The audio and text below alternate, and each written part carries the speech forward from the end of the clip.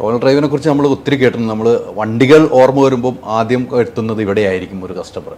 അതിൻ്റെ വരവിൻ്റെ കാരണം തന്നെ ഇവിടെ എത്തുമ്പോൾ തൊഴിലാളികൾ എന്ന് വെച്ചാൽ അദ്ദേഹത്തിൻ്റെ കൂടപ്പിറപ്പ് പോലെ നിൽക്കുന്ന തൊഴിലാളികളുടെ ഒരു ഇടപെടലായിരിക്കാം ഇവിടെ എത്തുന്നതെന്ന് എനിക്ക് തോന്നി. ഞാനിങ്ങനെ യാത്ര ചെയ്യുമ്പോൾ ഇവിടെ കയറിയിട്ടുണ്ട്. അങ്ങനെയാണ് ഇദ്ദേഹത്തെ പരിചയപ്പെടുന്നത്. അപ്പോൾ ഇദ്ദേഹവുമായി ഒരു അഭിമുഖം കുറച്ചു നേരം ഇരിക്കണമെന്ന് സംസാരിക്കണമെന്ന് എനിക്ക് തോന്നി. മുജീബ് റഹ്മാൻ, നമസ്കാരം. നമസ്കാരം. എൻ്റെ യാത്രയിൽ ഞാൻ ഇവിടെ ശ്രദ്ധിക്കാറുണ്ട്. അങ്ങനെയാണ് താങ്കളുടെ ജീവനക്കാരെ കാണുമ്പോൾ അവരൊരു പെരുമാറ്റം, ആ പെരുമാറ്റം ഉണ്ടാകണമെങ്കിൽ ഒരു മുതലാളി തൊഴിലാളി ബന്ധത്തിൽ ഉണ്ടാകില്ല എന്ന് എനിക്ക് തോന്നുന്നു. സത്യമല്ല ഞാൻ പറയുന്നത്? അതെ അതെ, അങ്ങനെയല്ലേ? അതെ അതെ. നമ്മുടെ കൾച്ചറായിരിക്കും നമ്മൾ ബിസിനസ്സിലോട്ട് കടന്നു വരും ഓട്ടോമാറ്റിക്കലി. നമുക്കൊരു കൾച്ചർ ഉണ്ടാവും ഓരോ വ്യക്തികൾക്കും. ആ ഫൗണ്ടറുടെ കൾച്ചർ അറിയാതെ ബിസിനസ്സിലോട്ട് വരും. അതാണ് എൻ്റെ ഒരു ബേസിക് ആയിട്ടുള്ള കാര്യം. എനിക്ക് തോന്നുന്നു പ്രവാസിയായിരുന്നു അല്ലേ? അതെ. എവിടെയായിരുന്നു? ഞാൻ സൗദി അറേബ്യയിലായിരുന്നു. സൗദി അറേബ്യയിൽ എത്ര വർഷം? ഒരു 10 വർഷത്തോളം. 10 വർഷം നീണ്ട സൗദി അറേബ്യ ജീവിതമാണ്. അതെ അതെ. എങ്ങനെയാണ് പിന്നെ വണ്ടിയിലേക്കുള്ള ഒരു കമ്പം വരിക? ആക്ച്വലി കാറ് ഈ പറഞ്ഞ പോലെ നമ്മുടെ ഒരു പാഷനായിരുന്നു.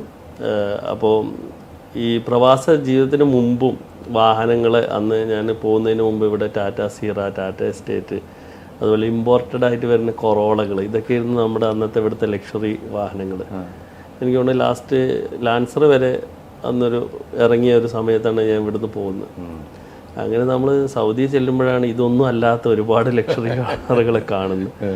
നിർഭാഗ്യവശാൽ അവിടെ എനിക്ക് കാറുമായി ബന്ധപ്പെട്ട കാര്യങ്ങളല്ലായിരുന്നു അങ്ങനെ. പക്ഷേ ഈ കാറിനോടുള്ള ഇഷ്ടം, നമ്മൾ ഓരോ കാറുകളെയും ശ്രദ്ധിക്കും, വീക്ഷിക്കും, അതിൻ്റെ അപ്ഡേഷൻസ് നോക്കും. അങ്ങനെ തിരിച്ച് എനിക്ക് അവിടുന്ന് പോരേണ്ടി വന്ന ഒരു സാഹചര്യത്തിൽ നാട്ടിൽ വന്ന് ഞാൻ തിരിച്ച് ഇതിനെ ഒരു പാഷൻ, ഒരു ബിസിനസ് ആക്കാമെന്നുള്ള ഒരു കൺസെപ്റ്റിലാണ് ആക്ച്വലി റോയൽ ഡ്രൈവ്. അന്ന് റോയൽ ഡ്രൈവ് ഒന്നുമില്ല, ഒരു കാർ എടുത്ത് ഓടിക്കുക എന്നുള്ളതാണ്. വിൽക്കുക എന്നുള്ളതിനേക്കാൾ അത് ഓടിക്കുക എന്നുള്ളതായിരുന്നു. അപ്പോൾ നമുക്ക് പുറത്തു പോയതുകൊണ്ട് ഭാഷ കയ്യിലുണ്ടായിരുന്നു. ഹിന്ദി നല്ല ഫ്ലുവൻ്റ് ആയിരുന്നു. അപ്പോൾ ഞാൻ മുംബൈ പോയി അവിടുന്ന് വണ്ടികൾ കൊണ്ടുവന്നു. അതാണ് എൻ്റെ ഒരു കരിയർ. അതെ അതെ. അപ്പോൾ ഞാൻ ആസ്വദിച്ചിരുന്ന അന്ന് ഈ മുംബൈയിൽ നിന്നുള്ള ഇങ്ങോട്ടുള്ള യാത്രകളായിരുന്നു. ഒറ്റയ്ക്ക് ഡ്രൈവ് ചെയ്ത് വരും, പിന്നെ ഇവിടെ കൊണ്ടുവന്ന് റീഫർബൊക്കെ ചെയ്തത് എല്ലാം ക്ലിയർ ചെയ്ത് കൊടുക്കും. അങ്ങനെ 1, 2 എന്നുള്ളത് ഇങ്ങനെ പടിപടിയായിട്ട് വന്നു. അപ്പോൾ ഇതിൻ്റെ കൂട്ടത്തിൽ നമുക്ക് ഇതിനൊരു ബിസിനസ് മോഡൽ ആക്കണം എന്നുള്ളൊരു ചിന്തയും വന്നു. അത് ഈ 2007 പ്രയത്നത്തിന് അതിനൊരു ഇത് കണ്ടത്, അല്ലെങ്കിൽ അതിന് ഫലം കണ്ടത് 2016 ഏകദേശം ഈ പറഞ്ഞ ഒരു 10-11 വർഷം കഴിഞ്ഞിട്ടാണ് എനിക്ക് അതിന് യാഥാർത്ഥ്യത്തിലോട്ട്, അല്ലെങ്കിൽ എൻ്റെ ആഗ്രഹത്തെ ഒരു ആദ്യമായിട്ടൊരു ഷോറൂം എന്ന കൺസെപ്റ്റിലോട്ട് എത്തിക്കാൻ കഴിഞ്ഞത്. ആ ഷോറൂം എവിടെയാണ് ആദ്യം തുടങ്ങുന്നത്? മലപ്പുറത്താണ് സ്റ്റാർട്ട്. മലപ്പുറത്ത് ഷോറൂം തുടങ്ങുമ്പോൾ എങ്ങനെ ഉണ്ടായിരുന്നു? ഒരു മലപ്പുറത്ത് ഒരു ഷോറൂം തുടങ്ങുകയാണ് അല്ലേ? നിങ്ങളുടെ സ്വപ്ന പദ്ധതിയാണ്. അത് സക്സസ് ആകുമെന്ന് വിചാരിച്ചാണ് തുടങ്ങുന്നത്. ഇനി എന്ത് വന്നാലും വേണ്ടില്ല, എൻ്റെ ആഗ്രഹമാണ്, അത് ഞാൻ ഫലം കാണിക്കാം എന്നുള്ളൊരു ചലഞ്ചും കൂടെ ആയിരുന്നു ഇതിൽ. ഇപ്പോൾ ഈ പറഞ്ഞ 11 വർഷം എന്നുള്ളത് വലിയൊരു എക്സ്പീരിയൻസ് ആയിരുന്നു. ഇപ്പോൾ നമ്മളുടെ ഇപ്പോൾ പ്രവാസികളായ പലർക്കും സംഭവിക്കുന്നൊരു പ്രശ്നം എന്ന് പറഞ്ഞാൽ, നമ്മളിവിടെ വരും, എന്തെങ്കിലും ഒരു ബിസിനസ്സിലോട്ട് തലയിടും, 1 വർഷം 2 വർഷം കഴിയുമ്പോൾ റിട്ടേൺ പോകും. കാരണം അവിടുത്തെ കംഫേർട്ട് ഇവിടെ ഇല്ലാത്തതുകൊണ്ട്.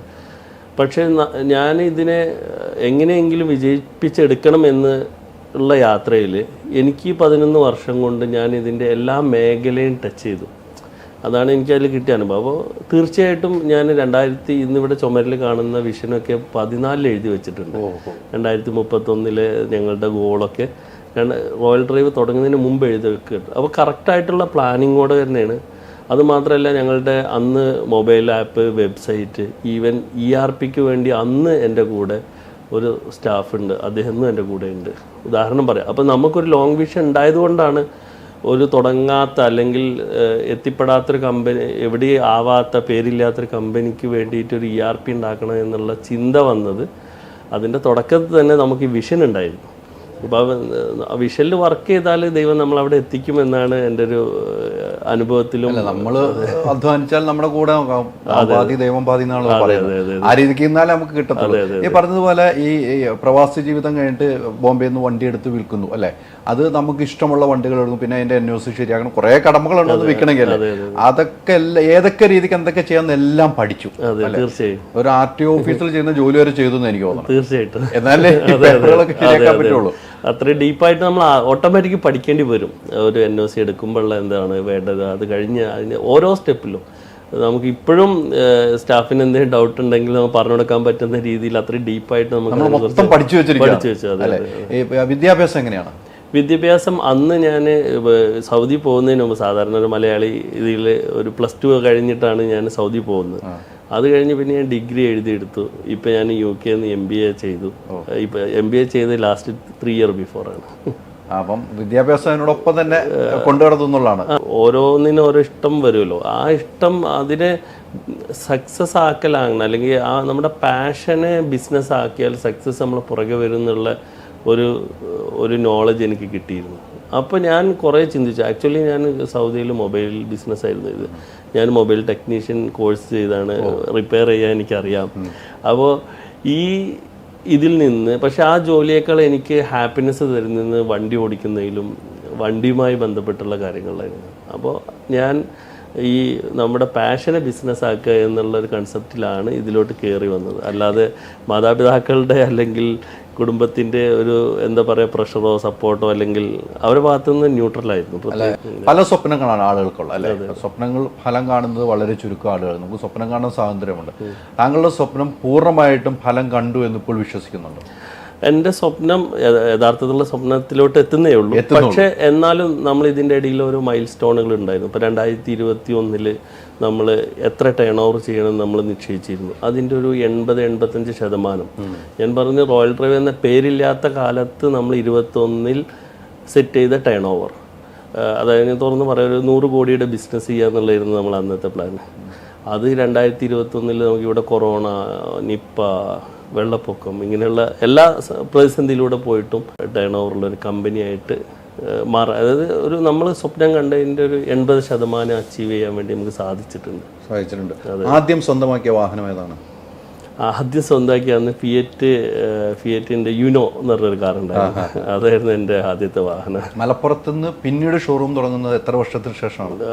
2 ഇയർ കഴിഞ്ഞു.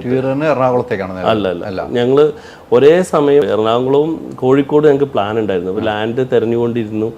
ആദ്യം സെറ്റായത് ഞങ്ങൾക്ക് കാലിക്കറ്റാണ്. സത്യം പറഞ്ഞാൽ ആ സമയത്ത് തിരഞ്ഞ ഒരു ലാൻഡ് അല്ലെങ്കിൽ ഇന്നിരിക്കുന്ന ഷോറൂം ഇരിക്കുന്ന ഇത് അന്ന് കൺഫേം ചെയ്തിരുന്നു. പക്ഷേ ഇതിൻ്റെ കുറച്ച് പേപ്പർ വർക്ക്സ് പെൻഡിങ് ആയത് കാരണം ഇത് ഡ്രോപ്പ് ചെയ്ത് ഞങ്ങൾ കാലിക്കറ്റ് സ്റ്റാർട്ട് ചെയ്തു. കറക്റ്റ് 2 വർഷം കഴിഞ്ഞപ്പോൾ ഇതിൻ്റെ പേപ്പറെല്ലാം ശരിയായി. ഇതേ ഭൂമി തന്നെ ഞങ്ങൾക്ക് കിട്ടി.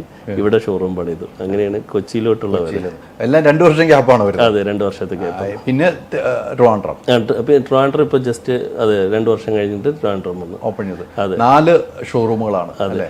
4 ഷോറൂമിലും താങ്കളുടെ ഒരു യാത്ര എങ്ങനെയാണ്? ഇല്ല, നമ്മളൊരു ഫ്രീക്വൻറ്റ് വിസിറ്റ് ഉണ്ട്. ഇപ്പോൾ നമ്മൾ ഇപ്പോൾ ഞാൻ നേരത്തെ പറഞ്ഞ ഇതിൻ്റെ ആദ്യകാലത്ത് നമ്മളെ എല്ലാം ചെയ്യേണ്ടിയിരുന്നു. വണ്ടി പർച്ചേസ് ചെയ്യുന്ന നമ്മളായിരിക്കും. വണ്ടി ചിലപ്പോൾ പോളിഷ് ചെയ്യാൻ, ചില ഇൻറ്റീരിയർ ക്ലീനിങ് വരെ ചിലപ്പോൾ നമ്മൾ ചെയ്യും. ഇപ്പോൾ നമ്മൾ വിചാരിച്ച സമയത്ത് കൊടുക്കുന്ന ഷോപ്പിൽ കിട്ടൂല എന്നൊക്കെ പറഞ്ഞാൽ സീറ്റ് തുടക്കലും അല്ലെങ്കിൽ ചെറിയ രീതിയിലുള്ള പണികളൊക്കെ നമ്മൾ ചെയ്യും. അതിൽ നിന്ന് മാറി ഇന്ന് നമുക്ക് ടീമായി എല്ലാം ഓരോ ചെറിയ 2020 വരെ റോയൽ ഡ്രൈവിലെ എല്ലാ വണ്ടിയും പർച്ചേസ് ചെയ്തിരുന്നത് തന്നെയായിരുന്നു. അതായത് കമ്പനി തുടങ്ങി 4 വർഷം വരെ. കാരണം ഈ ബിസിനസ്സിൽ നമ്മൾ പർച്ചേസിൽ വാഹനത്തിൻ്റെ ക്വാളിറ്റി ഉണ്ടെങ്കിൽ മാത്രമാണ് നമുക്ക് നമ്മളെ കസ്റ്റമറെ ഹാപ്പി ആക്കാൻ പറ്റുള്ളൂ.